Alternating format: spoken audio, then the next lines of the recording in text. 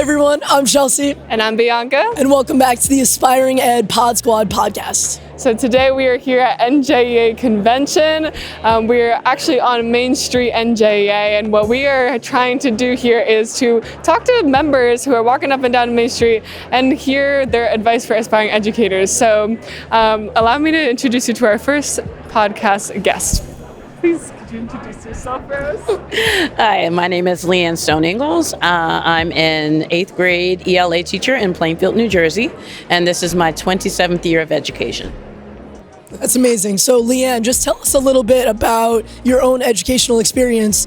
Was there a certain teacher or mentor who you had who now influences the way that you teach in your classroom? Well, ironically, I was blessed to have several different types of teachers that were really inspirational in my journey. I don't know if it's accurate to say they influenced my decision to be an educator, but they have definitely influenced the way that I teach. Whether it's some of my teachers from elementary school, music teachers who a lot of fun because I enjoyed music and creativity. I had some amazing teachers who really encouraged me to step out on a limb and take some risks and chances academically, and they supported me. As a result, because of my mother and her desire to see me do well academically and be challenged academically, I received a full scholarship to boarding school for high school. So I attended boarding school for 4 years in Massachusetts. And some of the teachers there, that was an even more amazing experience because we all lived on campus. So we not only saw each other in the classrooms, but we ate at the dining hall together. And if you needed tutoring, they were right there available. And heck, I even babysat for some of them. So it was the way that they treated us with respect and not talk. They didn't really talk down to us. They spoke to us like we were just other human beings who happened to be younger.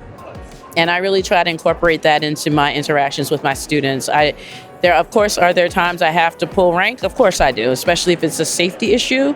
But I try to talk to them like, they're just other human beings who happen to be a little younger. And that's really how I've tried to kind of focus the way that I teach. And I think about all my teachers who treated me that way. So we have one more question for you, and we're wondering, how do you recommend young educators find their place in a new school or district when they're first starting out? What advice would you have for them? My advice would be to tap into the areas that are your passion. As an educator, new, young, old, whatever, there are going to be things that you absolutely have to do that are non-negotiable, that you just can't get around, and some of them you'll like and some of them you really, really won't. So if you're trying to find your place, you're trying to find your area of where you can flourish outside of what you're specifically teaching, find your passion. If you like music, connect with the music teachers. Find out if you can help with the, if there's a show or production or a choir. If you play an instrument, sometimes there are teachers who play in the school orchestra. If you are into sports, teach, be a coach or teach an intramural. Find something that makes you excited, that is outside of what you have to do every day. And that's how you'll make friends, you'll make connections, people will remember you so that if something comes up, an opportunity, they'll look to you. And this is still a great way of being or remaining involved in your community, in the school community. As well. Beyond just, your job. Thank you. Thank you very much for your wisdom. Thank you.